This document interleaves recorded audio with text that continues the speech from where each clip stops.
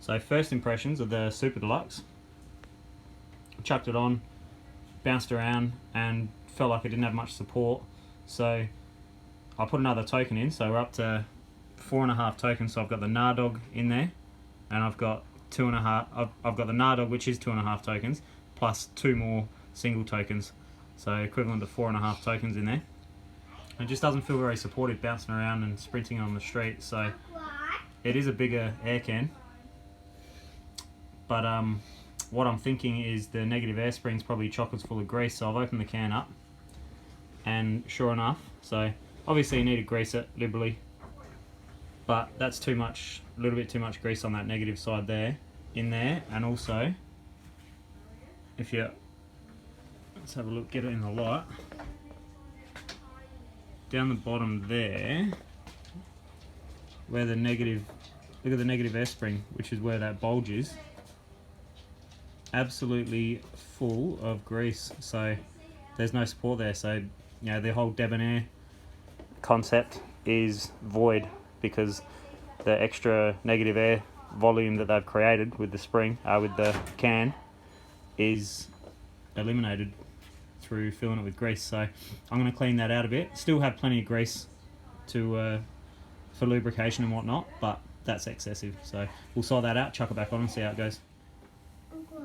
So that's the grease I've just taken out of the negative, just that negative bulge, the debonair bulge, and you can see it's quite a bit, it's quite a chunk. So that'll make, I believe that'll play a massive difference. So now I was at 110 psi for just over 30%. I reckon now I'll put it back together. Hang on. Shh. Now I'll put it back together, and I reckon it'll be closer to 130 psi because we've got that extra space, and it should be a lot more supportive. So let's see how we go. So I've taken all that grease out, and now I've re-lubricated the walls of the air can, so that's all nice and slippery still, but it's not going to push a heap of grease and oil into that negative air spring, which is what happened before. So we'll put it back together, and we should be good to go. Let's have a look. Yeah, so that's all greased up. All the seals are greased up, ready to roll. There. Hang on.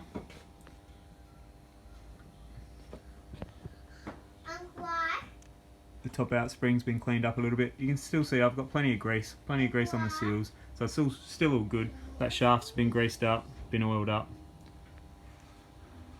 So let's put it back together, see how we go. So I got that spring all sorted. Bike's feeling good. It's in the back there.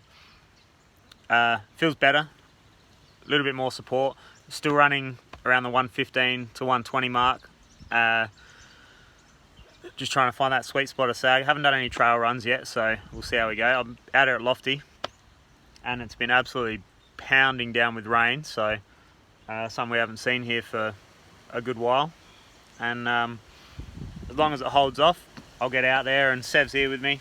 He's not going to come for a run, but we've just been for a bit of a walk, and yeah, we'll get out there and see how it feels, see if I can get it set up reasonably well on this track. This is quite a loose track. It won't be loose today because it's wet, so it'll be actually quite grippy and good, but it's still a little rough. There's still some rough spots where I can, you know, familiarise with it and see how it compares to the DPX2. But for the most part, we're just trying to run the shock in, trying to bed it in and loosen things up a bit. So we'll give it a crack and see how we go. Fingers crossed we've had enough of this rain for the day, and yeah, we'll make the most of it. So just to be clear, with the Rockshox service, what they specify when you do that air can service is obviously everything cleaned, liberally grease the seals, the quad seal and whatnot, the seal in the can, the seal on the shaft, seals on the shaft, and before you put the can in, you put 1 mil of Maxima 15W50, which is their recommended oil.